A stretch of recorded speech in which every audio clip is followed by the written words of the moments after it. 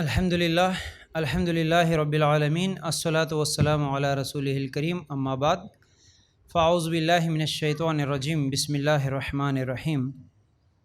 ہر قسم کی تعریف، حمد و ثناء، کبریائی اور بڑائی اس اللہ رب العزت کے لیے ہیں جو تمام جہانوں کا پالنے والا رب ہے،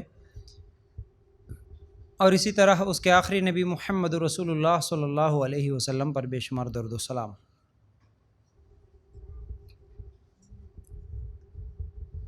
حمد و ثناء کے بعد آج سیرت النبی صلی اللہ علیہ وسلم اس عنوان کے تحت ہمارا یہ تیسرا درس ہے، تیسرا لیکچر ہے سمجھیے۔ تو آج تیسرے دن میں کوشش کروں گا کہ اسے مکمل کر دوں، کیونکہ ہمارے پاس وقت نہیں ہے، کل آخری دن ہے، تو کل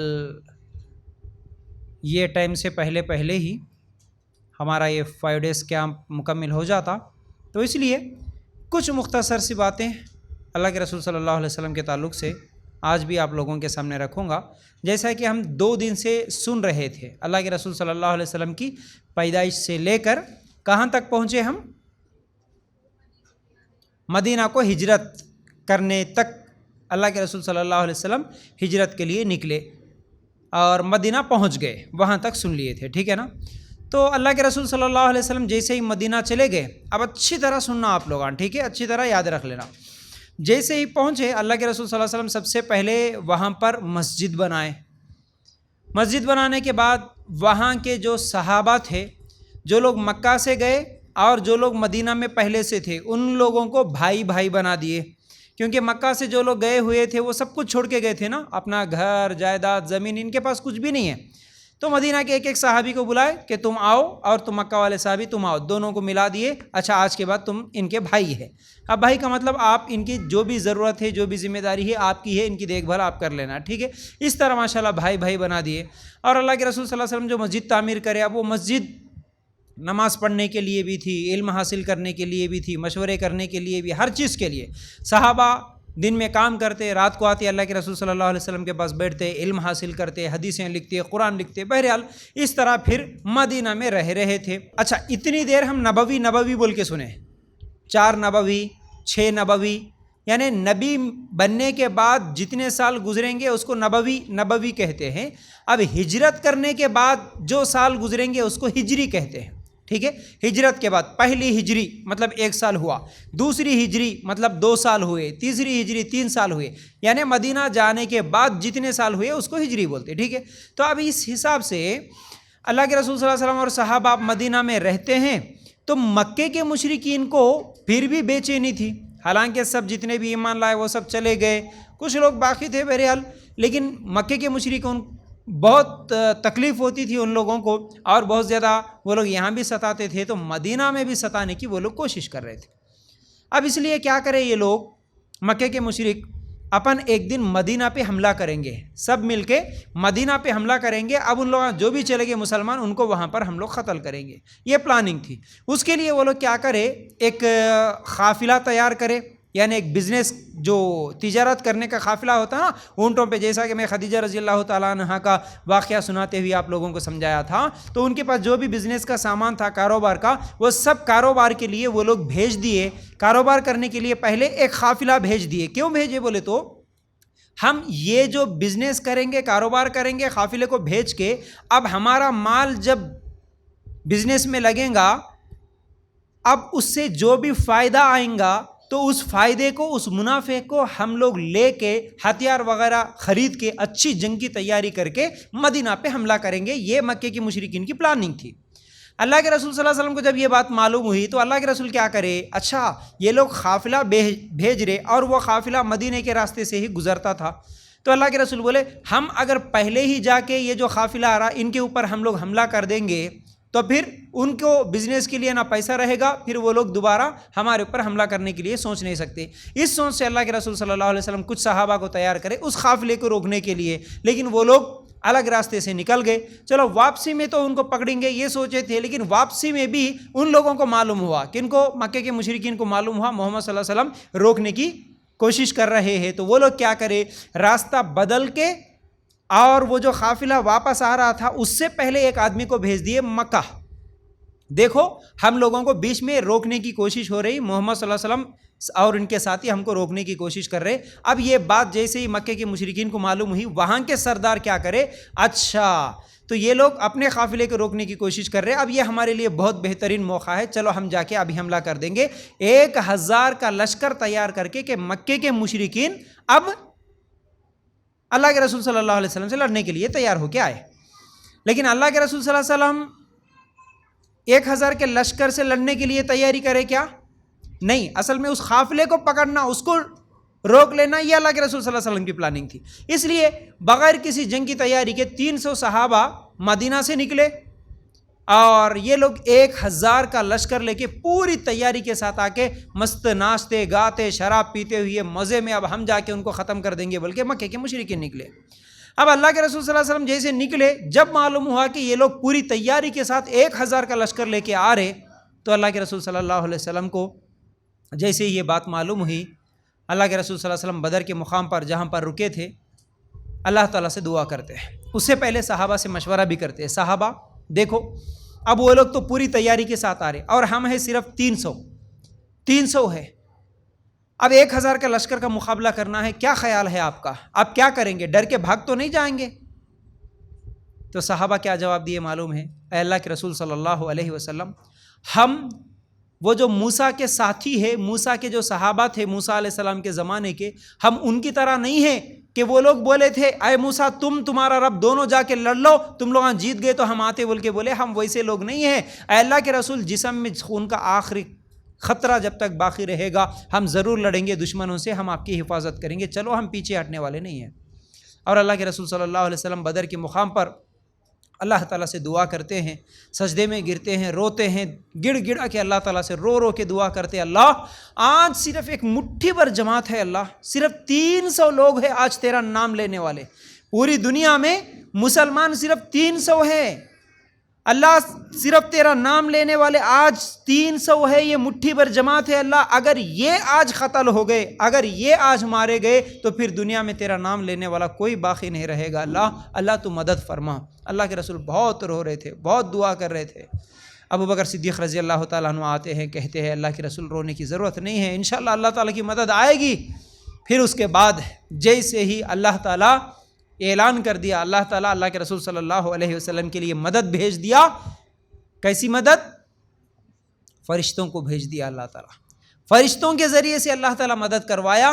اور وہ جو 1000 پورے گھمنڈ کے ساتھ آئے تھے، شراب پیتے ہوئے نشے میں آئے تھے، بڑے بڑے ان کے 70 بڑے بڑے جو لیڈرز تھے وہ قتل ہو گئے، اور 70 مشرکین مکہ کو اللہ کے رسول صلی اللہ علیہ وسلم قید کر کے پکڑ کے لا لیے، اور وہ جو بدر کی جنگ تھی اس میں مسلمانوں کی جیت ہو گئی۔ تھے 300، حالانکہ ہتھیار بھی نہیں ہے، لیکن اللہ کی مدد آئی تو اللہ تعالیٰ فرشتوں کو بھیج کے مدد کروایا۔ تو اب یہاں رک کے میں ایک بات یہ بھی بتانا چاہتا ہوں، ہم لوگ بھی حالات کو لے کر گھبرانے ڈرنے کی ضرورت نہیں ہے، اور ہمارا بھروسہ مسلمانوں کا پیسوں پہ، ہتھیاروں پہ، ان چیزوں پہ نہیں، وہ اللہ جیسا اللہ کے رسول صلی اللہ علیہ وسلم کے لیے اس وقت فرشتوں کو بھیج کے مدد کروایا، تو آج اللہ تعالیٰ ہماری بھی برابر مدد کر سکتا۔ اللہ تعالیٰ کمزور نہیں ہے اس بات پر، لیکن ہمارے ایمان کی کمزوری ہے کہ آج مسلمان بگڑا ہوا ہے، آج مسلمان اللہ کو چھوڑ کے بتوں کے سامنے، مردوں کے سامنے جھکنے والا بن گیا ہے، اللہ پہ بھروسہ نہیں ہے، حرام کاموں میں ہے، سود میں ہے، زنا کاری میں ہے، جو ہمارے گناہ ہے، اس گناہ کی وجہ سے اللہ تعالیٰ کی مدد نہیں آ رہی۔ وَاسْتَعِینُوا بِالصَّبْرِ وَالصَّلَاةِ بولا اللہ تعالیٰ، تم نماز اور صبر کے ذریعے سے اللہ کی مدد حاصل کرو، بولا نماز کے ساتھ اللہ کی مدد ہے۔ آج سب بے نمازی مسلمان، ایک بھی فجر کی نماز پڑھنے والا نہیں ہے، 100 میں سے 10 آدمی صرف نماز پڑھتے ہیں، 90-95 آدمی نماز نہیں پڑھتے، اور دعا کرتے ہیں کہ ہم اللہ ہماری مدد فرما۔ کہاں سے اللہ کی مدد آئے گی؟ وہ 300 کی مدد کیوں آئی؟ کیونکہ وہ لوگ شرک کرنے والے نہیں تھے، وہ لوگ شراب پینے والے نہیں تھے، وہ لوگ سود کھانے والے نہیں تھے، وہ لوگ نماز چھوڑ کے سونے والے نہیں تھے۔ وہ کیسے تھے؟ حالانکہ ایمان لانے سے پہلے شراب پیتے تھے، عادت تھی، لیکن جیسے شراب کے بارے میں آیت اتری تو پورے شراب کے حوضوں کو توڑ کے پھینک دیے۔ وہ لوگ پردے کی آیتیں نازل ہونے سے پہلے بے پردہ نکلتی تھی، لیکن جب پردے کی آیتیں نازل ہوئی تو بازار میں جو چھپڑ، جو دکانوں کے اوپر جو ڈیرے ڈال کے رکھتے نا، وہ ڈیرے، وہ کپڑے پھاڑ کے وہیں سے پردہ کر کے گھروں کو آئی. سو عورتیں تھیں، وہ ان کا ایمان ویسا تھا، اللہ تعالیٰ اس لیے ان کی مدد کرا. آج جان بوجھ کے پردے اتار کے، برقع اتار کے فیشن پرستی کرنے والی ہماری عورتیں، اللہ کی مدد کہاں سے آئیں گی؟ پھر ہمارے گناہوں کی وجہ سے یہ ہمارے اوپر عذاب، یہ حالات ہے. اللہ کے لیے غور کرنا. تو 300 صحابہ 1000 پر بھاری پڑ گئے، جنگ جیت لیے مسلمان. اب اس کے بعد کیا ہوا دیکھیے، اللہ کے رسول صلی اللہ علیہ وسلم جب یہ جنگ کو جیت لیے، مشرکین مکہ کو بہت زیادہ اور تکلیف ہوئی، تو دوسری مرتبہ اور اچھی پلاننگ کے ساتھ، اور اچھی تیاری کے ساتھ ہم ان لوگوں کا بدلہ لیں گے، یہ سوچ کے جنگ احد کے لیے وہ لوگ 1000 کا لشکر لے کے 3000 کا لشکر لے کے پھر آئے. کچھ دنوں کے بعد اللہ کے رسول صلی اللہ علیہ وسلم جب یہ بدر کی جنگ جیت لیے تو اس کا صدمہ تھا، ارے ایسا کیسا ہو گیا ہمارے ساتھ، 300 لوگ ہمارے اوپر بھاری پڑ گئے، تو نیکسٹ ٹائم ہم اور اچھی تیاری کے ساتھ جائیں گے، بول کے 3000 کا لشکر لے کے آئے. اس وقت مسلمان صرف 1000 تھے جنگ احد میں بھی، اور اس وقت بھی ایک تھوڑی سی اللہ کے رسول صلی اللہ علیہ وسلم کی نافرمانی کی وجہ سے پھر وہ جنگ احد بھی جیتی ہوئی جنگ ہار میں تبدیل ہونے کے موقع تک پہنچ گئی تھی. مسلمانوں کی ایک غلطی تھی، جہاں اللہ کے رسول صلی اللہ علیہ وسلم کچھ مسلمانوں کو 50 تیر اندازوں کو ٹھہرائے تھے، وہاں سے وہ صحابہ اس جگہ کو چھوڑ دے کے، جنگیچ ختم ہو گئی، سب لوگ دشمناں بھاگ رہے بول کے ان لوگاں بھی وہ جگہ کو چھوڑ کے آئے، تو دشمن پلٹ کے پھر اسی راستے سے آ کے پیچھے سے مسلمانوں پر حملہ کر دیا. تو جیتی ہوئی جنگ ہار میں تبدیل ہو رہی تھی. جنگ احد میں مسلمانوں کا بہت نقصان ہوا، لیکن جنگ احد نہ کسی کی جیت ہوئی نہ کسی کی ہار ہوئی، لیکن نقصان ہوا. کئی صحابہ شہید ہو گئے، اللہ کے رسول صلی اللہ علیہ وسلم کو بھی مار لگا، تو ایسا بہت ساری تکلیفیں جنگ احد میں اٹھانا پڑا. یہ دوسری جنگ ہوئی. پھر اس کے بعد اب یہ جنگوں میں جو ہمارے صحابہ تھے، صحابہ کے جو واقعات اگر میں بتاؤں، ایک ایک صحابہ کی جو دلیری کیسی تھی. حنظلہ رضی اللہ تعالیٰ عنہ کے تعلق سے آتا ہے کہ وہ نئی دلہن، شادی ہوئی سو 1 2 دن 4 5 دن جو بھی تھے، بہرحال نئی دلہن کو چھوڑ کے تلوار لے کے جنگ کے میدان میں کھود جاتے ہیں اور شہید ہو جاتے ہیں. اور اسی طرح کئی صحابہ کے کئی واقعات ہیں. جنگ بدر میں تو 13 14 سال کے نوجوان دونوں، معاذ اور معوذ دونوں بھائی تھے، ان کے نام، ابو جہل کو قتل کر دیتے ہیں بڑی دلیری کے ساتھ جا کے. 13 14 سال کا. آج ہمارا بچہ کیا کرتا انہیں سوچو. یہ ہمارے صحابہ کی قربانیاں تھیں. اور اسی طرح مصعب بن عمیر رضی اللہ تعالیٰ عنہ کیسے تھے؟ وہ ایک مالدار صحابی، ایک دن پہنے سے کپڑا دوسرے دن نہیں پہنتے تھے. انہوں خوشبو لگا کے نکل جاتے تھے. انہوں جانے کے بعد وہ راستے پہ کوئی بھی جاتا تو خالی خوشبو سونگھ لے کے پہچان لیتا. ابھی شاید اس راستے سے مصعب بن عمیر گزرے ہوں گے. ایسے عمدہ خوشبو لگانے والے مالدار صحابی تھے، لیکن جب جنگ احد میں شہید ہو گئے تو ان کے لیے کفن کا کپڑا تک نصیب نہیں ہوا. کفن کا کپڑا نصیب نہیں ہوا، گھاس ڈال کے اوپر سے ان کو کفنایا گیا. تو بہرحال ایسے بہت سارے صحابہ کو شہید ہونا پڑا. جنگ احد میں مسلمانوں کا بھی نقصان ہوا. پھر اس کے بعد ایک اور جنگ ہوئی، جس کو جنگ ہوئی نہیں بلکہ جنگ کی تیاری لے کے آئے تھے مشرکین. اس بار اور بھی زیادہ بڑی پلاننگ کر کے یہودیوں کو بھی ساتھ میں لے کے جنگ خندق کے لیے آئے تھے. جنگ خندق کے لیے آئے تھے. جنگ خندق کے لیے بھی جب آئے تو پھر اللہ کے رسول صلی اللہ علیہ وسلم صحابہ سے مشورہ کرتے. 10,000 کا لشکر لے کے آیا تھا ابو سفیان ابھی اسلام قبول نہیں کرے تھے. جنگ خندق میں 10,000 کا لشکر لے کے پوری تیاری کے ساتھ آئے. صحابہ سے مشورہ کرتے اللہ کے رسول صلی اللہ علیہ وسلم، اے صحابہ ہم کیا کریں گے؟ حالانکہ مدینہ میں کل ملا کے 3,000 مسلمان تھے، سب ملا کے، عورتیں بچے سب ملا کے. اب ایسے حالات میں ہم کیا کریں گے؟ تو ایک صحابی مشورہ دیتے ہیں کہ اللہ کے رسول ہم ایک خندق کھودیں گے، ایک گڑھا کھودیں گے بہت بڑا. اب وہ گڑھا کھودنے سے کیا ہوتا کہ دشمن، کیونکہ مدینہ میں تینوں طرف پہاڑ تھے، تینوں طرف سے، تو وہ پہاڑ چڑھ کے کوئی حملہ نہیں کر سکتا. ایک ہی راستہ تھا سامنے کا جہاں سے آ سکتا ہے. اس راستے میں اگر بہت بڑا گڑھا کھودیں گے تو آنے والے اس گڑھے میں اتر کے پھر اوپر چڑھنا ان کے لیے مشکل ہو جائے گا. اس طرح ہم لوگ باہر سے حملہ کر کے دشمن کو کیا ہے ہرا سکتے ہیں. یہ جب مشورہ ہوا تو غالباً سلمان فارسی تھے، یہ مشورہ دیے ہمارے ہاں ایسا ہوتا ہے. تو اللہ کے رسول اعلان کرے چلو پھر ایسا ہی کریں گے. تو سخت سردی کے موقع میں، سردی، ٹھنڈی ہوائیں، اللہ کے رسول اور صحابہ سب مل کے بڑا گڑھا کھود رہے تھے. بڑے بڑے پتھر آ رہے تھے بھوکے پیاسے رہتے ہوئے گڑھا کھود رہے تھے. تو بہرحال کیونکہ دشمن نکلا وہاں سے معلوم ہوا تو دشمن کے آنے سے پہلے گڑھا کھودنا ہے, تو بہرحال اس کو خندق بولتے, غزوہ خندق بولتے. اس کے بعد پھر دشمن آیا, گڑھے کو دیکھ لیا, اور اس کے بعد اللہ تعالیٰ کی طرف سے بھی مدد آئی, بڑی تیز ہوا آئی, تو وہ ہوا کے ذریعے سے ان کے خیمے بھی اکھڑ گئے اور ہمت نہیں کر سکے وہ گڑھا پار کر کے یہ لوگ آ کے حملہ کرنے کی, تو وہاں سے دشمن بھاگ گیا واپس. یہ بھی ایک ہوا. اس کے بعد اللہ کے رسول صلی اللہ علیہ وسلم 6 ہجری میں ایک خواب دیکھے. وہ خواب کیا دیکھے کہ اللہ کے رسول صلی اللہ علیہ وسلم عمرہ کر رہے, صحابہ کے ساتھ مل کے عمرہ کر رہے, ایسا ایک خواب آیا. تو اب اللہ کے رسول صلی اللہ علیہ وسلم کو مدینہ کے کتنے سال ہو گیا تھا؟ 6 سال. 6 ہجری بول رہا ہوں نا میں, تو 6 سال ہوا. تو اللہ کے رسول بولے کہ اے صحابہ چلو ہم عمرہ کرنے کی نیت سے جائیں گے, ہم لڑائی جھگڑا نہیں کریں گے, عمرہ کرنے کی نیت سے ہم لوگ جائیں گے. چلو اس طرح مجھے خواب آیا, مجھے بھی کیونکہ اللہ کے رسول کو یاد بھی آ رہا تھا نا, اللہ کا گھر ہے, خانہ کعبہ ہے, وطن بھی ہے اپنا, چلو اتنے دن ہوگا ایک مرتبہ عمرہ کر کے نکلیں گے. کچھ صحابہ کو لے کے اللہ کے رسول صلی اللہ علیہ وسلم نکلے, تو مکے کے مشرکین کو جب معلوم ہوا تو وہ لوگ آ کے بیچ میں آ کے روک دیے, روک کے بولے کہ نہیں ہم آپ کو نہیں آنے دیں گے. اب وہاں پر دونوں طرف سے کچھ معاہدہ طے ہوا. کیا طے ہوا کہ آپ اس سال نہیں آئیں گے, آپ یہیں سے واپس چلے جائیں گے, اگلا سال ہم آپ کو آنے کی اجازت دیں گے, وہ بھی بغیر ہتھیار کے آئیں گے آپ. اب یہ 1 سال کے درمیان کوئی اسلام قبول کر کے آیا آپ کے پاس تو آپ واپس کر دینا, لیکن آپ کے پاس سے کوئی اسلام چھوڑ کے آیا تو ہم واپس نہیں کریں گے. اس طرح ایک اگریمنٹ کر لیا. اللہ کے رسول صلی اللہ علیہ وسلم ہر چیز کو ٹھیک ہے بولے, اور اس کے بعد اگلے 10 سال تک ہم آپس میں نہیں لڑیں گے, یہ ایک اگریمنٹ ہوا تھا. اگلے 10 سال تک آپ اور ہمارے درمیان کوئی جنگ نہیں ہوگی. تو بہرحال یہ اگریمنٹ ایک طرفہ تھا, پھر بھی اللہ کا حکم تھا. اللہ کے رسول صلی اللہ علیہ وسلم بولے ٹھیک ہے چلو کوئی بات نہیں, اگریمنٹ کر لیں گے, سگنیچر کر دیے. تو جیسے ہی اللہ کے رسول صلی اللہ علیہ وسلم یہ اگریمنٹ کر لیے, اس کے بعد بہت سارے اس میں واقعات ہیں, لیکن وہ تمام چیزیں چھوڑتے ہوئے میں آپ لوگوں کو اہم چیز بتانا چاہتا ہوں. وہ یہ ہے اللہ کے رسول صلی اللہ علیہ وسلم واپس آئے, آنے کے بعد بھی دوسرے جو علاقے تھے ان لوگوں کو لیٹر کے ذریعے, خطوں کے ذریعے سے اللہ کے رسول صلی اللہ علیہ وسلم دعوت دین کا پیغام بھیجے. دیکھو آپ ایک اللہ کی عبادت کر لو, میں اللہ کا رسول ہوں. اس طرح بہت سارے لوگوں کو دعوت بھی بھیج دیے. پھر آخر میں ہوا یوں کہ یہ جو 10 سال کا اگریمنٹ تھا, یہ اگریمنٹ کو مکے کے مشرکین کی طرف سے توڑ دیا گیا. یعنی آپس میں ہم جنگ نہیں کریں گے, جو اگریمنٹ تھا مکے کے مشرک کیا کرے, توڑ دے کے کچھ قبیلے کے, یعنی جو محمد صلی اللہ علیہ وسلم کے سپورٹ میں جو قبیلے والے تھے ان کے کچھ لوگوں کو شہید کر دیتے, مار دیتے, قتل کر دیتے.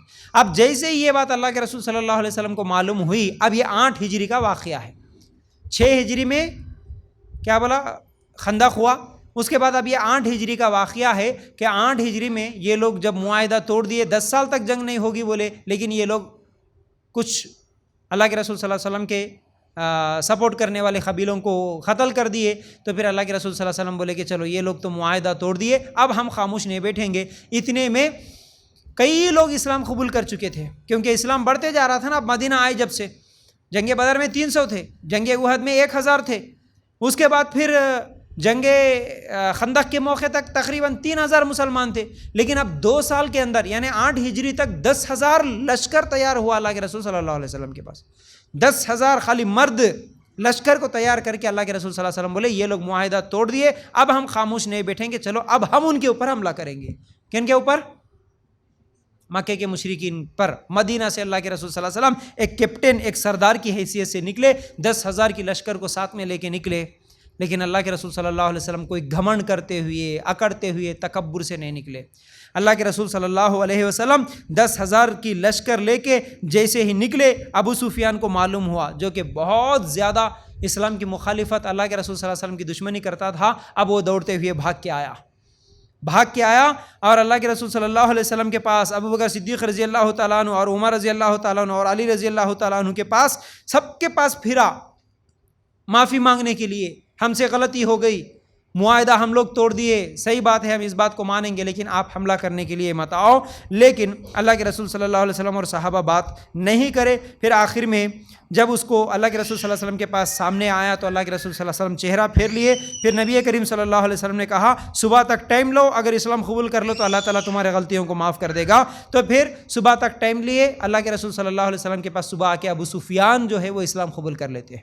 ابو سفیان اسلام قبول کر لیتے ہیں۔ تو 10 رمضان 8 ہجری کو نبی کریم صلی اللہ علیہ وسلم مکے کی طرف چلے، 10,000 صحابہ ساتھ میں تھے، اور اسلامی لشکر جیسے ہی مکہ میں داخل ہوا، اللہ کے رسول صلی اللہ علیہ وسلم نے اعلان کیا کہ جو بھی ابو سفیان کے گھر میں جائے گا اس کے ساتھ ہماری لڑائی نہیں، جو بھی اللہ کے گھر خانہ کعبہ میں چلے جاتا اس کے ساتھ بھی ہماری لڑائی نہیں، جو اپنے گھر میں رہ کے اپنے دروازے بند کر لیتا اس کے ساتھ بھی ہماری کوئی لڑائی نہیں، کوئی دشمنی نہیں۔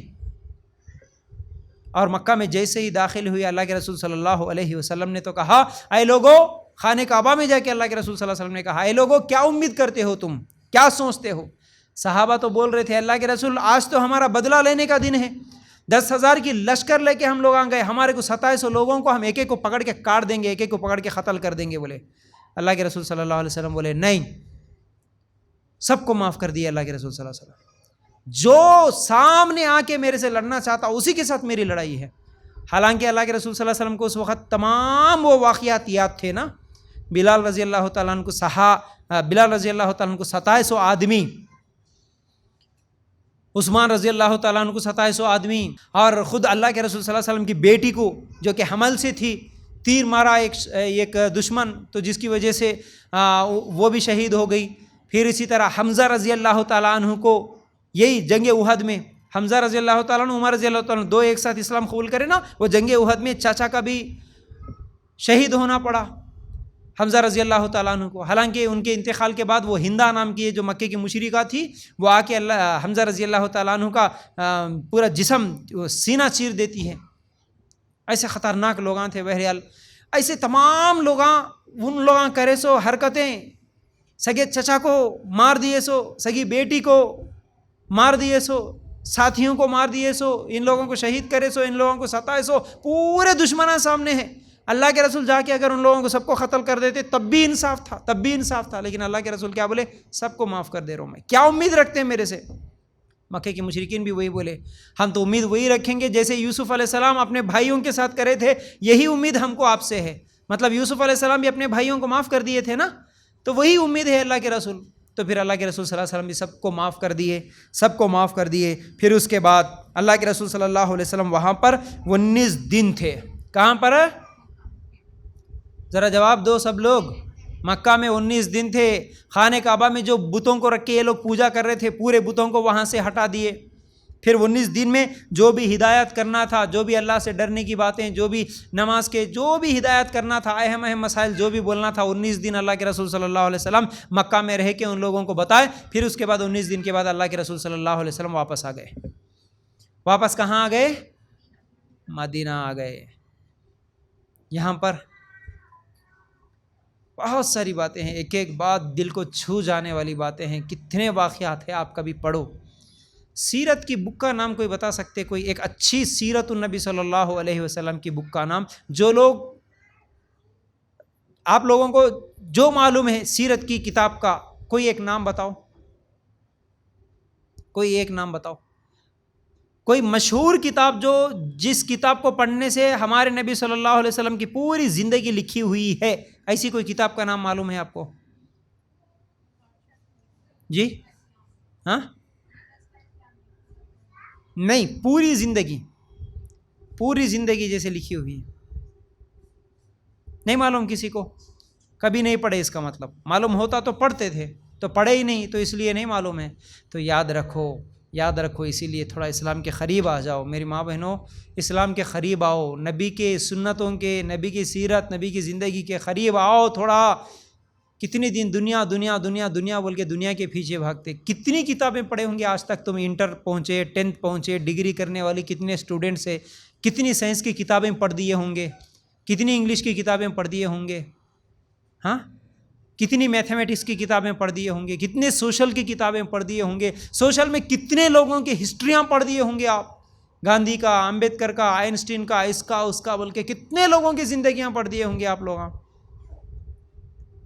کیا ذرہ برابر ہم کو اس چیز کی فکر نہیں ہے؟ اتنی کتابیں ہم اپنی زندگی میں پڑھ لی، اللہ کے رسول کی زندگی کی ایک کتاب نہیں پڑھ سکے آج تک۔ تو اس سے پتہ چلتا ہے کہ ہم اسلام سے کتنی دور ہیں، ہم ہمارے دین سے ہم کتنے دور ہیں۔ فکر کرنا ہے آپ کو، اس بات پر رونا چاہیے اصل میں۔ الرحیق المختوم کتاب کا نام لکھ لو، گھر جا کے منگوا لو، اس کو پڑھو، اس کو یہ پوری سیرت جو میں آپ لوگوں کے سامنے بیان کر رہا ہوں، حالانکہ 6 یا 10 گھنٹے کا میرا ویڈیو ہے، 10 گھنٹے تک سیرت النبی صلی اللہ علیہ وسلم پر یوٹیوب پہ وہ تمام واقعات میں جو پڑھ کے بیان کر رہا ہوں وہ الرحیق المختوم، الرحیق المختوم کتاب کا نام ہے، مشہور کتاب۔ کون سی مشہور کتاب معلوم ہے؟ اس کو پوری دنیا میں اول نمبر 1 سیرت کی کتابوں میں یہ سب سے بہتر ہے، بلکہ انعام ملا، یہ کتاب کو انعام ملا۔ لکھنے والے کون؟ رائٹر کا نام کیا ہے؟ صفی الرحمان مبارک پوری۔ کہاں کے رہنے والے معلوم؟ یو پی کے رہنے والے، یو پی کے رہنے والے۔ ابھی ہمارے جو ادیبہ ہے نا، وہ ادیبہ کی کوئی فرینڈ ہے، یہ جو مبارک پوری ہے، جو صفی الرحمان صاحب لکھے نا، ان کے گھر کی بہو ان کی کلوز فرینڈ ہے، ان کے قریب کی ہے۔ بہرحال تو انڈیا کے ایک عالم لکھی سو کتاب کو سعودی عرب میں پوری دنیا میں لوگاں جو بھی سیرت کی کتابیں لکھے، عرب کے لوگاں، یمن کے لوگاں، سعودی کے لوگاں، جتنے بھی لوگاں لکھے، ان تمام لوگاں لکھے سو کتاب میں سیرت کے اوپر لکھی ہوئی کتاب کو اول نمبر پر انعام ملا۔ وہ کوئی ہے تو وہ ہمارے انڈیا کے عالم ہے، اور اس کتاب کا نام الرحیق المختوم ہے۔ اتنی مشہور کتاب ہے، تو اس لیے پڑھو، تھوڑا قریب آؤ ان تمام چیزوں کے۔ تو بہرحال تو میں کیا بول رہا تھا، اللہ کے رسول صلی اللہ علیہ وسلم 19 دن وہاں پر تھے، پھر اللہ کے رسول صلی اللہ علیہ وسلم واپس آ گئے، اور اس درمیان حنین میں ایک جنگ ہوئی، حنین کی جنگ ہوئی۔ تو اس کے بعد کیا ہوا، اللہ کے رسول صلی اللہ علیہ وسلم 9 ہجری میں حج کا حکم جب نازل ہوا تو ابوبکر صدیق رضی اللہ تعالیٰ عنہ کو امیر بنا کے کچھ صحابہ کو حج کرنے کے لیے بھی بھیج دیے، اور 10 ہجری میں اللہ کے رسول صلی اللہ علیہ وسلم خود حج کو گئے۔ 8 ہجری میں مکہ فتح ہوا، 9 ہجری میں حج کا حکم ہوا تو ابوبکر صدیق رضی اللہ تعالیٰ عنہ کو بھیج دیے حکم دے کے، اور 10 ہجری میں اللہ کے رسول خود گئے اب مکہ کو۔ اب کس لیے گئے؟ اب کس لیے جا رہے ہیں؟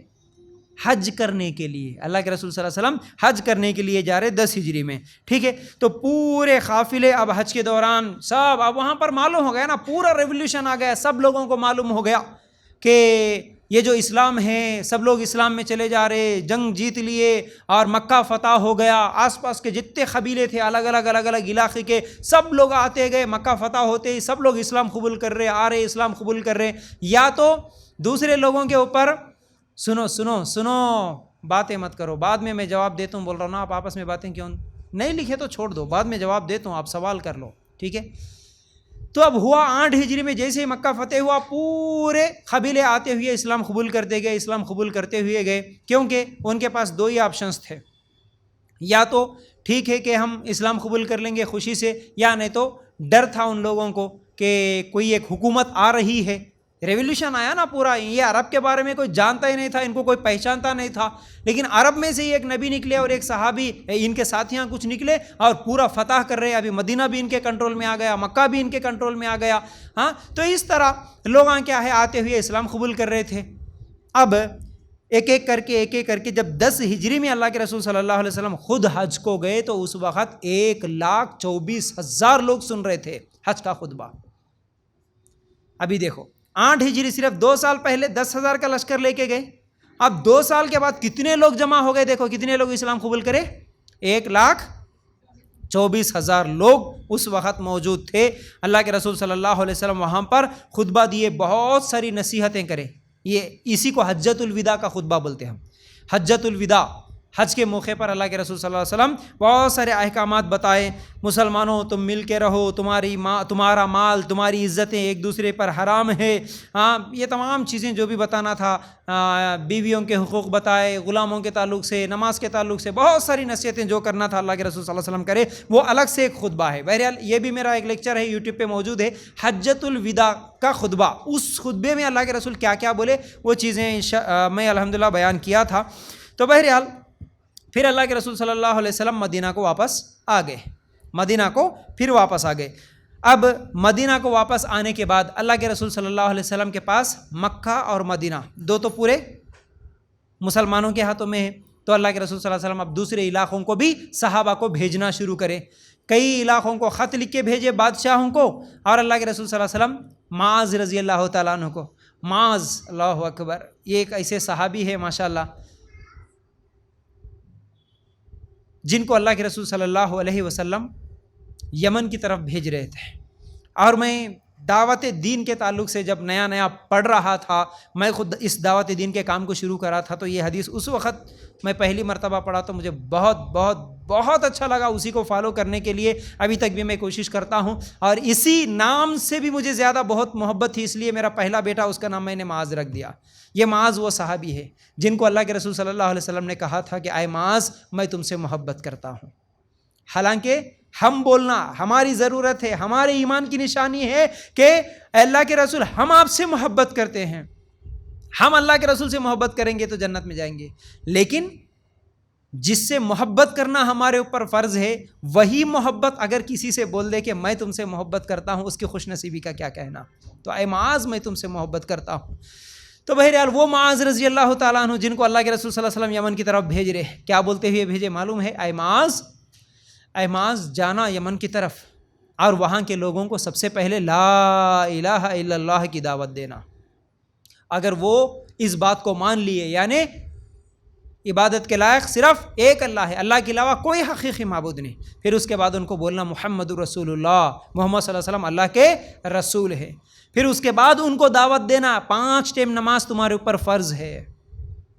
پھر اس کے بعد ان کو بولنا رمضان کے روزے ہیں 1 مہینے کے فرض. پھر ان کو بولنا اگر مال ہے تو زکوٰۃ ہے فرض. پھر ان کو بولنا حج کرنا تمہارے اوپر فرض ہے. تو یہ دعوت کا طریقہ سکھایا اللہ کے رسول صلی اللہ علیہ وسلم. پہلے جا کے لوگوں کو خالی نماز پڑھو، ذکر کرو، قرآن پڑھو، یہ نبی کا طریقہ نہیں ہوتا. نبی کا طریقہ کیا ہے؟ پہلے بولو اللہ کے علاوہ کوئی حقیقی معبود نہیں. اور میں یہ کلمے کے بارے میں کل بھی آپ لوگوں کے سامنے ایک لفظ کا ترجمہ کرا، لیکن ایک چیز ابھی یاد آئی تو بول رہا ہوں. میری ماں بہنوں اچھی طرح یاد رکھو اس مسئلے کو، تو اچھی طرح میں کل بتایا آپ کو، لا نہیں ہے الہ کوئی حقیقی معبود الا اللہ سوائے اللہ کے. یہ اس کا ترجمہ ہے نا، نہیں ہے کوئی حقیقی معبود سوائے اللہ کے. یہ کلمہ ایسا بھی ہو سکتا تھا، اللہ ہی معبود ہے، اللہ کے سوا کوئی نہیں ہے، ایسا بھی ہو سکتا تھا. اللہ کو ہم مانتے پھر اللہ کے سوا کسی کو نہیں مانتے، یہ بھی ہو سکتا تھا. لیکن اللہ تعالیٰ کیا بولا؟ پہلے لا بولا، لا نہیں ہے، پہلے نہیں بولا. کا مطلب کیا ہے؟ اس میں ہمارے لیے بہت بڑی نصیحت ہے. وہ یہ کیا ہے کہ تم اللہ کو پہلے مان کے، اللہ کو پہلے دل میں اتار کے، بعد میں تمہارے دلوں سے دوسرے جتنے بھی معبود ہیں ان کو ہٹا دو. اتنی دیر کے لیے بھی اللہ تعالیٰ سے تم دوسرے معبودوں کو پارٹنر بنا کے شریک کر کے رکھو، یہ اللہ کو پسند نہیں ہے. پہلے میں اللہ کو مانوں پھر دھیرے دھیرے ایک ایک کو دور کروں، اللہ کو پسند نہیں ہے. اس لیے اللہ کیا بولا؟ پہلے لا کی تلوار سے پہلے تمہارے دل میں جتنے معبود تھے، جتنے خدا تھے، جتنے پیران تھے، جتنے فقیران تھے، جتنے مردے تھے، جتنے درگاہ تھے، سب کو ہٹاؤ. پہلے دل کو صاف کرو، لا بولو پہلے. کوئی نہیں، کوئی اولاد دینے والا نہیں، کوئی مشکلوں کو دور کرنے والا نہیں، کوئی پریشانیوں کو دور کرنے والا نہیں، کوئی تعویذ نہیں، کوئی گنڈا نہیں، کوئی ناریل نہیں، صرف اللہ، الا اللہ. یہ ہے کلمہ، یہ ہے توحید. اللہ کے ساتھ تم کسی کو ذرہ دیر کے لیے بھی پارٹنر بناؤ، اللہ کو یہ پسند نہیں ہے. لا نہیں ہے کوئی معبود سوائے اللہ کی. پہلے ہٹاؤ سب کو، اس کے بعد اللہ کو مانو. تو بہرحال یہ کلمے کی دعوت تھی. تو اللہ کے رسول صلی اللہ علیہ وسلم یمن کو بھیج رہے، کس کو؟ معاذ رضی اللہ تعالیٰ عنہ کو. اور یہ پیغام دے کے بھیجے، پہلے لا الہ الا اللہ بولو، پھر بعد میں نماز بولو. آج کئی لوگ ہیں ہمارے پاس، جب بھی اجتماع کرتے، خواتین کا کرو، مردوں کا کرو، اجی نماز پڑھو، قرآن کی یہ فضیلت ہے، ذکر کی یہ فضیلت ہے. ذکر، ارے تم ذکر کرا رہے، نماز پڑھا رہے، تہجد پڑھا رہے، سب کر رہے، بیچارہ گھر میں ابھی بھی تعویذاں بڑھ لے کے ہے، اس کے بچوں کے گلوں میں ابھی بھی ناڑے ہے، سال میں 1 مرتبہ ابھی بھی نیاز کرتا، کوئی بلائے تو جا کے کھا کے آتا. تو تمہارے نمازاں پڑھانے کا، تمہارے تہجد پڑھنے کا کوئی فائدہ رہتا؟ اس کو کوئی فائدہ نہیں رہتا. اس لیے ہماری دعوت یہ ہے، ہم اللہ کے رسول کے طریقے پہ چلتے ہوئے پہلی دعوت یہی بولتے. اسی لیے تمہارے کو توحید یہی سکھا رہا ہوں، میں بار بار بول رہا ہوں، اللہ کے علاوہ کوئی معبود نہیں. پہلے یہ توحید مضبوط کر لو. پھر اس کے بعد اللہ کے رسول صلی اللہ علیہ وسلم یہ پیغام دے کے معاذ کو بولے، معاذ جاؤ وہاں کے لوگوں کو توحید کی دعوت دو، لا الہ الا اللہ کی دعوت دو، محمد رسول اللہ کی دعوت دو، نماز پڑھو بولو، زکوٰۃ بولو، حج بولو. اور اس کے بعد بولے اللہ کے رسول، اے معاذ تم جا رہے ہو، لیکن ہو سکتا ہے تم جب واپس آؤ تو تمہاری اور میری ملاقات نہیں ہوگی، ہو سکتا ہے کہ تم مجھے زندہ نہیں پاؤ گے، ہو سکتا ہے کہ تمہارا گزر میری خبر سے ہو جائے گا۔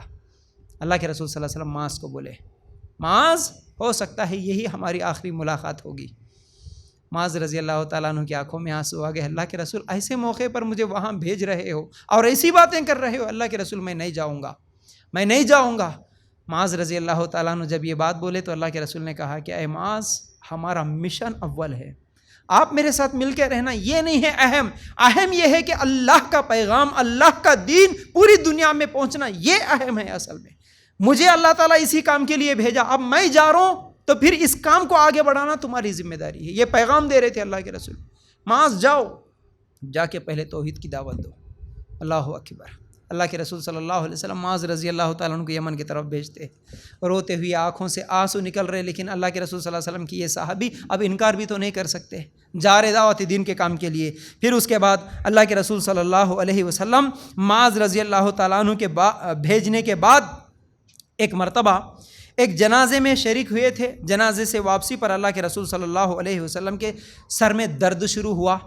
اب وہاں سے بیماری کا آغاز ہوا، بخار، سر میں درد، جسم میں درد، یہ بخار اور یہ بیماری بڑھتے گئی۔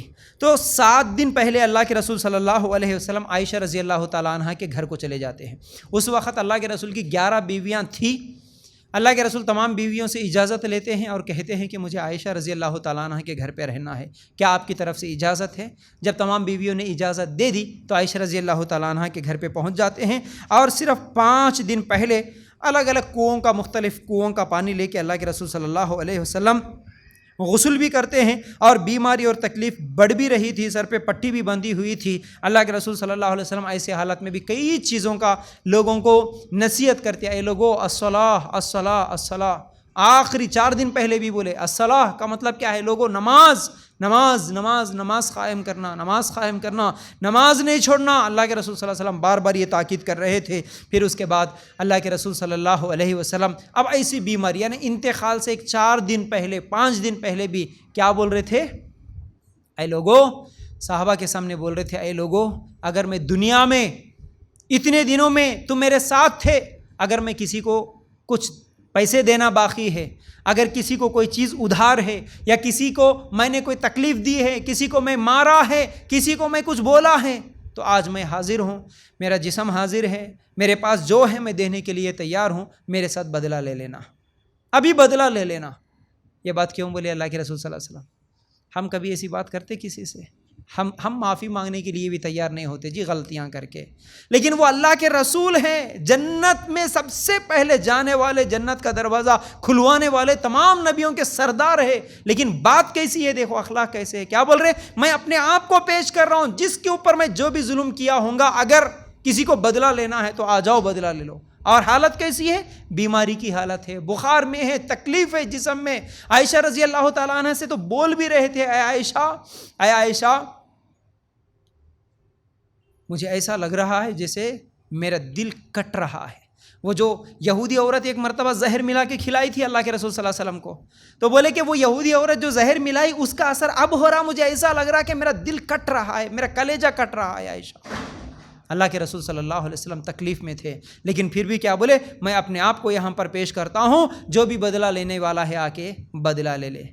اب اس میں سے ایک صحابی اٹھے جن کا نام عکاشہ تھا غالباً، آ کے کہتے ہیں اللہ کے رسول صلی اللہ علیہ وسلم مجھے بدلہ لینا ہے آپ سے۔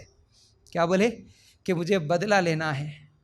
پورے صحابہ پریشان، حیران، اے عکاشہ یہ کیا چیز ہے؟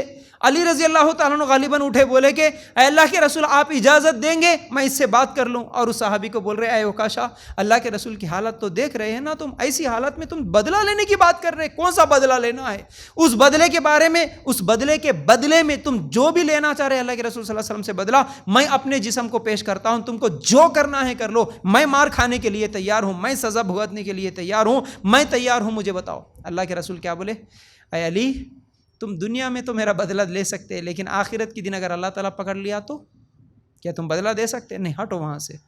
عکاشہ بولے اللہ کے رسول ایک مرتبہ ایک جنگ کے موقع پر صفوں کو سیدھے کرتے ہوئے تم ایک چھڑی لے کے یا پھر تلوار سے یا چھڑی سے آپ ایک مرتبہ مجھے مارے تھے، صفوں کو سیدھا کرتے تھے نا. اللہ کے رسول صلی اللہ علیہ وسلم جب بھی جنگ کی تیاری کرتے تو پہلے لائن میں ٹھہرا کرتے تھے, صحابہ کو دیکھتے تھے کس کس کو لے کے جانا, کس کس کو نہیں لے کے جانا. تو ایسے صفوں کو سیدھی کرتے ہوئے ایک مرتبہ چھڑی سے مارے تھے اللہ کے رسول صلی اللہ علیہ وسلم آپ, اور اس وقت میرے جسم پہ کپڑا نہیں تھا. تو میں چاہتا ہوں کہ اب وہی بدلہ میں آپ سے لینا چاہتا ہوں, اور خمیز بھی نہیں تھی میرے جسم پہ, اب میں بھی آپ کو بغیر خمیز کے آپ کے جسم پہ وہ میں بدلہ لینا چاہتا ہوں, مار کا بدلہ لینا چاہتا ہوں. پورے صحابہ حیران, پورے صحابہ پریشان تھے اس وقت, یہ کیا بات بول رہا ہے. جیسے ہی اللہ کے رسول بولے کہ ٹھیک ہے آ جا, میں حاضر ہوں, بدلہ لے لے. عکاشہ دوڑتے ہوئے گئے, چھڑی لے کے بھاگے, اور جیسے ہی اللہ کے رسول کے قریب جاتے ہیں اور جا کے چھڑی پھینک دیتے ہیں, اللہ کے رسول صلی اللہ علیہ وسلم کے جسم کو پکڑ کے چمٹ جاتے ہیں, روتے ہیں, بس بولتے ہیں کہ اللہ کے رسول مجھے مارنے کا ارادہ نہیں تھا, آپ کو میں کیسے مار سکتا ہوں, بس میری خواہش تھی کہ آخری اوقات چل رہے, کاش کے آخری دنوں میں میرا جسم آپ کے جسم سے مل جائے, صرف یہ ایک نیکی اللہ کو پسند آ جائے, اللہ مجھے معاف کر دے, بس میں یہ چاہتا تھا اللہ کے رسول, آپ کے مارنے کا ارادہ نہیں تھا. فاطمہ بھی آئی اللہ کے رسول صلی اللہ علیہ وسلم کی بیماری دیکھ کے, آ کے بولنے لگی ابا آپ کو یہ تکلیف ہو رہی. اللہ کے رسول تڑپ رہے تھے نا, بار بار پسینہ وہ پانی لے کے پہنچ رہے تھے, تڑپ رہے تھے, تکلیف ہو رہی تھی. فاطمہ آتی ہے کہتی ابا آپ کی یہ تکلیف. عائشہ رضی اللہ تعالیٰ عنہ بھی کہتی ہے کہ اللہ کے رسول صلی اللہ علیہ وسلم کی یہ جو تکلیف تھی وہ دیکھ کے میں نے یہ سوچنا چھوڑ دیا کہ شاید نیک لوگوں کو تکلیف نہیں ہوتی ہوں گی موت کی, لیکن اللہ کے رسول کو بھی تکلیف ہو رہی تھی, موت کی تکلیف. تو اللہ کے رسول صلی اللہ علیہ وسلم فاطمہ کو بلاتے ہیں, بیٹا ادھر آ جا. اللہ کے رسول کان میں ایک بات بولتے ہیں, وہ سننے کے بعد فاطمہ رونے لگ جاتی ہے, اور تھوڑی دیر کے بعد پھر بلاتے ہیں, بیٹا ادھر آ جا. پھر وہ کان میں بات بولنے کے بعد پھر فاطمہ رضی اللہ تعالیٰ عنہ مسکراتی ہے. بعد میں لوگوں نے پوچھا ہے فاطمہ کیا ہوا تھا, آپ کے ابا کے آخری انتقال, رسول اللہ کے آخری اوقات جب چل رہے تھے, آپ کیوں روئی تھی, آپ کیوں ہنس رہی تھی. تو اس وقت بولی بعد میں فاطمہ, کیونکہ اس وقت میرے کان میں میرے ابا بولے تھے کہ بیٹا دیکھ یہ تیرے ابا کی آخری تکلیف ہے, آج کے بعد تیرے ابا کے اوپر کوئی تکلیف نہیں ہوگی, اور یہ میرے آخری لمحات ہے, بس میں دنیا کو چھوڑنے والا ہوں. جب یہ بات میں سنا تو میری آنکھوں میں آنسو آ گئے, میں رو رہی تھی. لیکن بعد میں کیوں مسکرائی, کیونکہ میرے ابا پھر بلا کے بول رہے تھے رسول اللہ صلی اللہ علیہ وسلم بیٹا دیکھ تمام لوگوں میں قیامت کے دن سب سے پہلے میں تجھ سے ملاقات کروں گا, بیٹا تو مجھ سے جلدی ملنے والی ہے. جب یہ بات میں سنی تو پھر میں مسکرائی. یہ اللہ کے رسول صلی اللہ علیہ وسلم کے آخری لمحات چل رہے. غالباً ایک 5 دن پہلے کا واقعہ ہے. اللہ کے رسول صلی اللہ علیہ وسلم ابھی بستر پہ ہے, عشاء کی نماز کا وقت تھا, اٹھے نماز کو جانے کے لیے. بیماری اتنی زیادہ تھی کہ بے ہوش ہو کے گر جاتے ہیں, بیماری اتنی زیادہ تھی کہ بے ہوش ہو کے گر جاتے ہیں. پھر جیسے ہی ہوش میں آتے ہیں, صحابہ انتظار میں تھے عشاء کی نماز پڑھنے کے. اللہ کے رسول صلی اللہ علیہ وسلم پوچھتے ہیں اے لوگوں کیا صحابہ کیا تم نماز پڑھ لی ہے؟ بولتے ہیں نہیں اللہ کے رسول آپ کا ہی انتظار کر رہے ہیں. پھر اٹھنے کی کوشش کرے, پھر بے ہوش ہو کے گر گئے. پھر ہوش میں آتے ہیں, پھر سوال کرتے ہیں اللہ کے رسول آپ کا ہی انتظار ہے, پھر اٹھنے کی کوشش کرتے, پھر بے ہوش ہو کے گرتے. اس کے بعد جب ہوش میں آتے ہیں تو بولتے ہیں کہ اے صحابہ اب میرے پاس اتنی طاقت نہیں رہی کہ میں آ کے آپ لوگوں کو نماز پڑھا سکوں, جاؤ آپ خود نماز پڑھ لو. کیا بولتے میں گھر میں نماز پڑھ لوں گا, اب میرے پاس آ کے تم لوگوں کو نماز پڑھنے کی طاقت نہیں ہے. ابو بکر صدیق کو بولو کہ وہ آپ کی امامت کرائے, وہ امام بنیں گے اور تم اس کے پیچھے نماز پڑھ لینا. اور جیسے ہی صحابہ گئے نماز پڑھ لیے. اللہ کے رسول صلی اللہ علیہ وسلم 3 دن پہلے, شاید 2 یا 3 دن پہلے تھوڑا سا اپنے جسم میں تھوڑا افاقہ, یعنی اپنے جسم میں جو درد جو تکلیف تھی اس میں سے ہلکا پن محسوس کرے. تو اللہ کے رسول صلی اللہ علیہ وسلم نے کیا کیا, 2 صحابہ جو ساتھ میں تھے ان کو بلائے, اور بلا کے کیا بولے اے لوگوں آؤ مجھے اٹھاؤ اور مجھے مسجد کو لے چلو, میں مسجد کو چلوں گا. حالانکہ اس وقت ابو بکر صدیق رضی اللہ تعالیٰ عنہ جماعت بنا کے نماز شروع کرے. ابو بکر صدیق رضی اللہ تعالیٰ عنہ نماز پڑھ رہے, پیچھے صحابہ تھے. اللہ کے رسول صلی اللہ علیہ وسلم کیا بولے, 2 صحابہ کو بلا کے اے لوگوں آؤ مجھے لے کے چلو.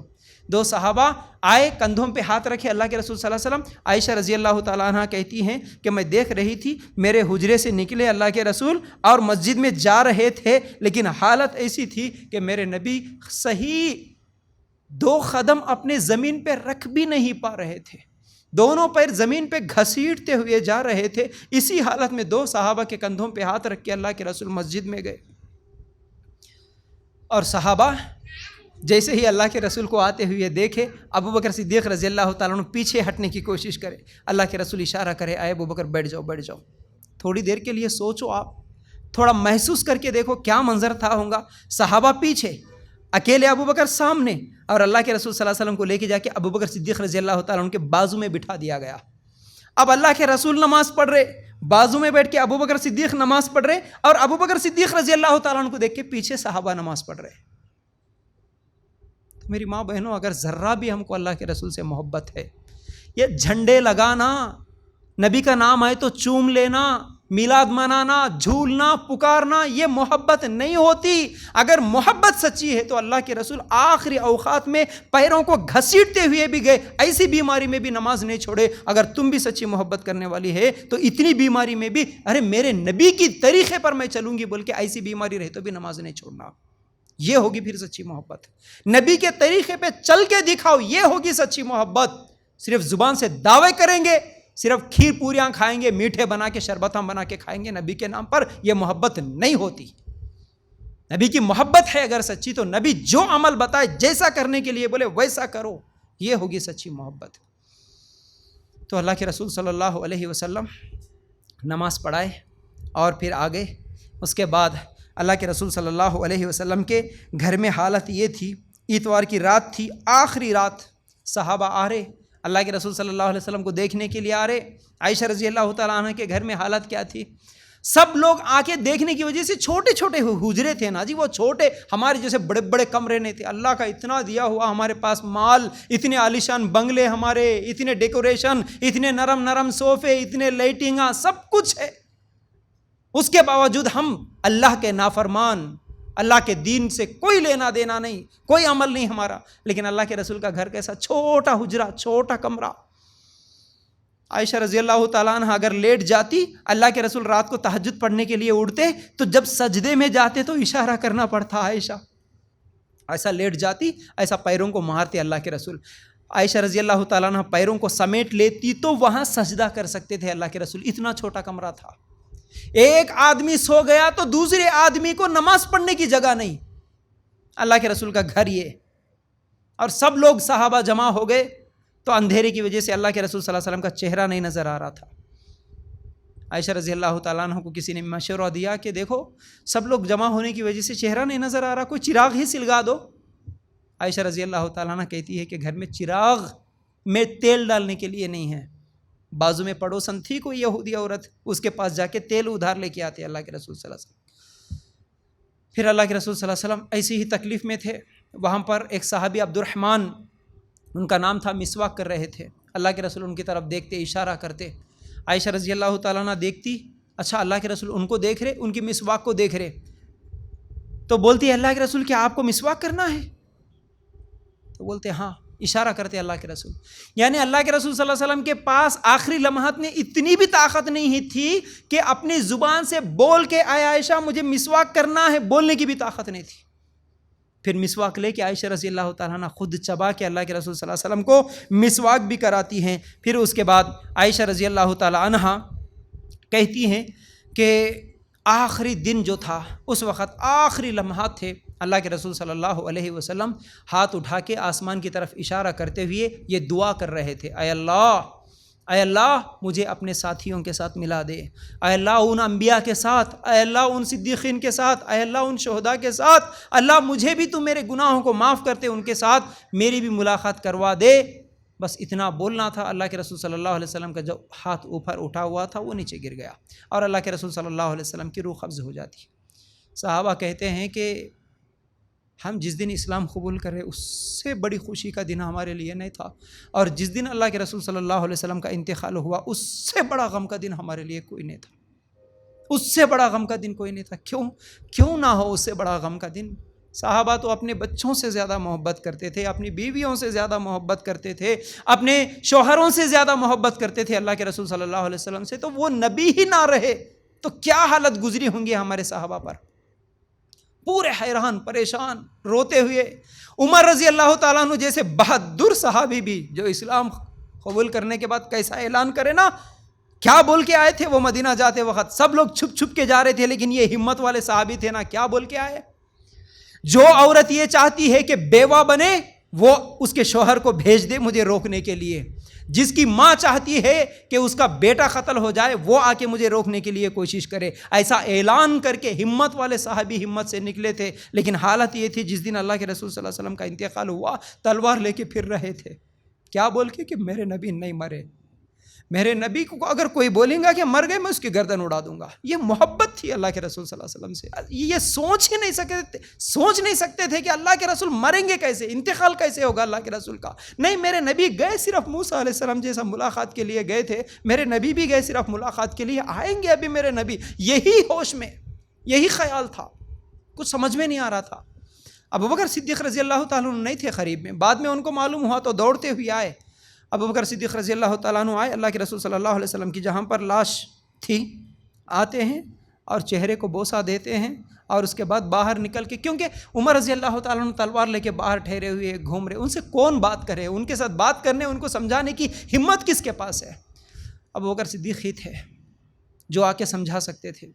آ کے بولے، سورہ آل عمران آیت نمبر 144 میں جو آیت ہے، اے نبی تم کو بھی موت آنے والی ہے، آیت بھی تلاوت کرے، اس کے بعد اعلان کرے کہ اے لوگو یاد رکھو، جو اللہ کی عبادت کرتا تھا جان رکھو کہ اللہ ہمیشہ زندہ رہنے والا ہے، اس کو کبھی موت نہیں آتی، اور جو محمد کی عبادت کرتا تھا جان لو کہ محمد کا انتقال ہو گیا ہے صلی اللہ علیہ وسلم۔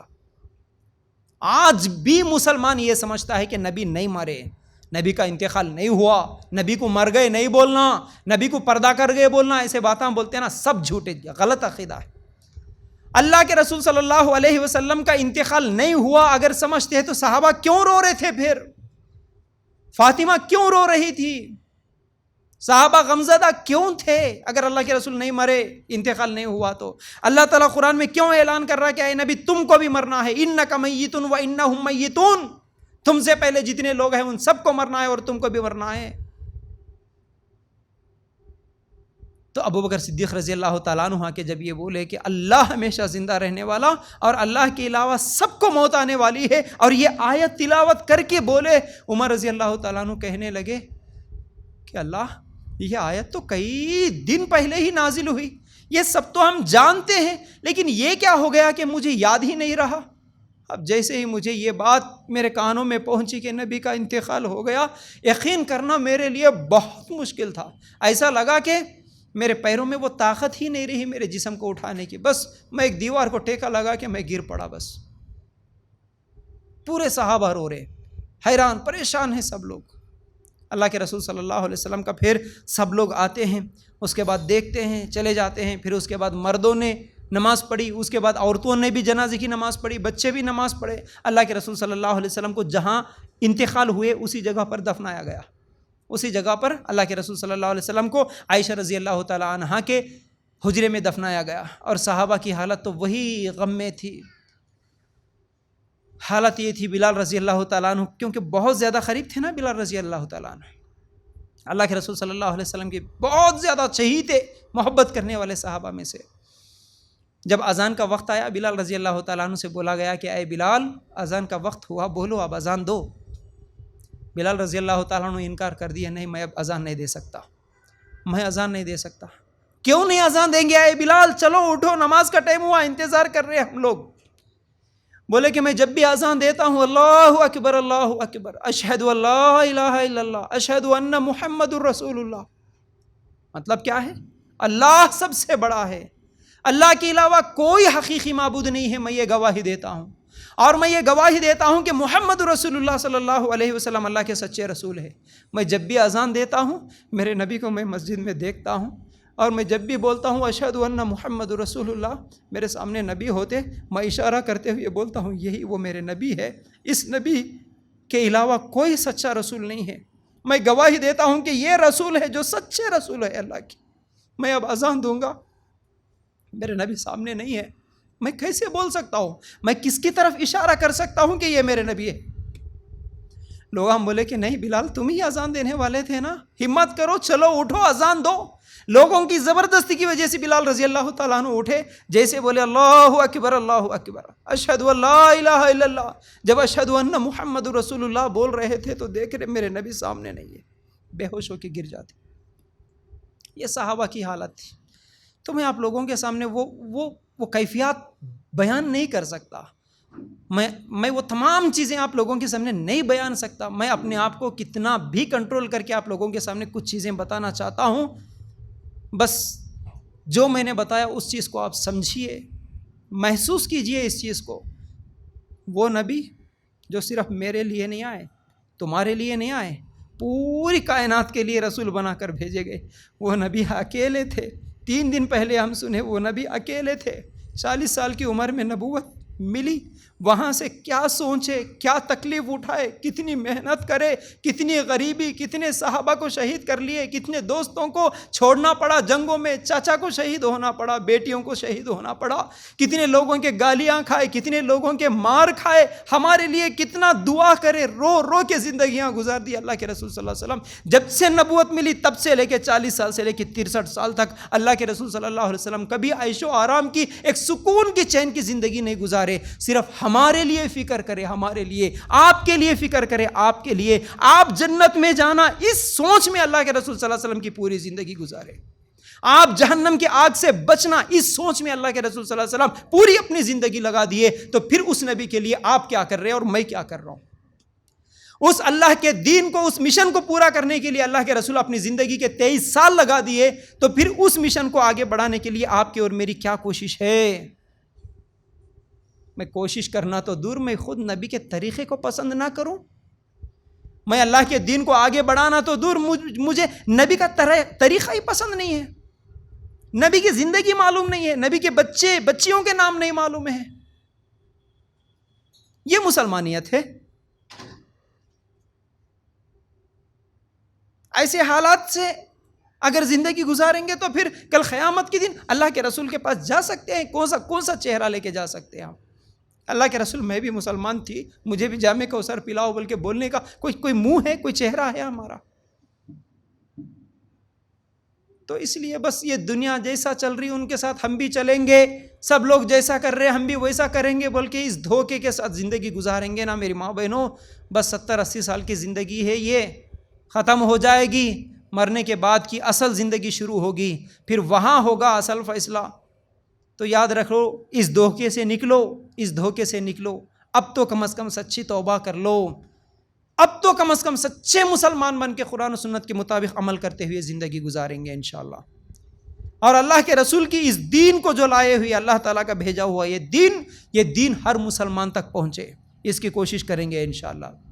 آج تک ہم کو نہیں معلوم تھا, کتنی سنتوں کو چھوڑے, کتنی نمازوں کو چھوڑے, کتنے طریقوں کو چھوڑے اسلامی. ایسی ہماری کتنی بہنیں ہیں جو ابھی بھی دین سے دور ہے, غلط کاموں میں ہے, ان کو بھی ہم نکالیں گے, ان کو بھی سیدھے راستے پہ لائیں گے. اس کی فکر کریں گے انشاءاللہ.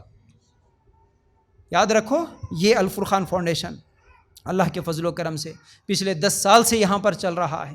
اور آپ کا بھائی جو میں آپ لوگوں کے سامنے ٹھہرا ہوا ہوں, میں آپ کے سامنے پچھلے 10 سال سے یہاں پر حاضر ہوں. ہر سنڈے کو یہاں پر 2 بجے دوپہر میں اجتماع ہوتا ہے. میری یہی کوشش ہوتی ہے کہ بس ہم مسلمان کسی نہ کسی طرح سیدھے راستے پہ آ جائے, قرآن و سنت کی باتیں میں آپ لوگوں کو سکھاؤں, بتاؤں. اس فکر کے ساتھ میں یہاں پر ٹھہرا ہوا ہوں.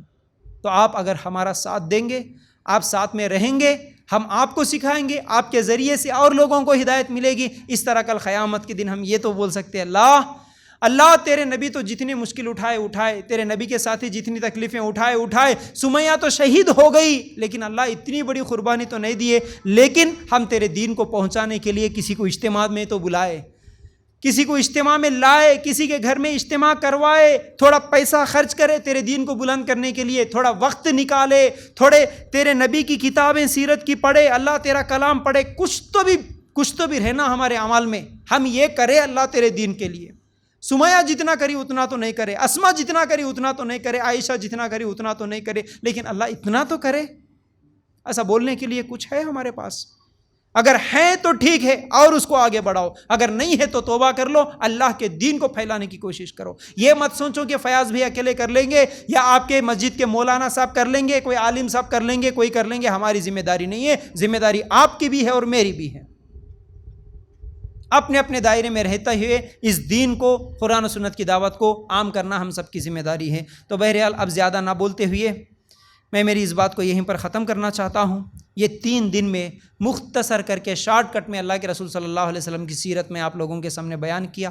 امید کرتا ہوں سمجھ میں تو آیا ہوگا انشاءاللہ۔ آ گیا نا؟ یاد بھی رکھیں گے انشاءاللہ۔ مرتے دم تک یاد رکھنا کہ فیاض بھائی ہم کو کیمپ میں 3 دن اللہ کے رسول کی زندگی ہم کو بتائے تھے۔ یہ میرے لیے ہے نجات کا ذریعہ اگر بن گیا، آپ لوگوں میں سے کوئی ایک بھی اگر مکمل دین پر عمل کرنے والے بن گئے، میرے جنت میں جانے کے لیے کافی ہے۔ اس ارادے کے ساتھ پھر اس کام کو اور آپ بھی آگے بڑھائیں گے، اور ہر سنڈے انشاءاللہ یہاں پر آنے کی ضرور کوشش کریں گے۔ اللہ تعالیٰ سے دعا ہے اللہ ہم سب کو کہنے سننے سے زیادہ عمل کرنے کی توفیق عطا فرما۔ اللہ ہمارے دلوں میں بھی ویسی ہی محبت بٹھا دے ہمارے نبی کی جیسے صحابہ کی دلوں میں محبت تھی۔ اللہ نبی کے سنتوں پر، نبی کے طریقوں پر چلنے کی ویسی ہی محبت، ویسی ہی خواہش، ویسی ہی جذبہ ہمارے اندر بھی ڈال دے جیسے صحابہ عمل کرتے تھے۔ اللہ ہمارے گناہوں کو، ہمارے غلطیوں کو معاف فرما، اور تیرے دین کی خدمت کرنے کی ہم سب کو توفیق عطا فرما۔ آمین یا رب العالمین۔ جزاک اللہ خیر۔ السلام علیکم ورحمۃ اللہ وبرکاتہ۔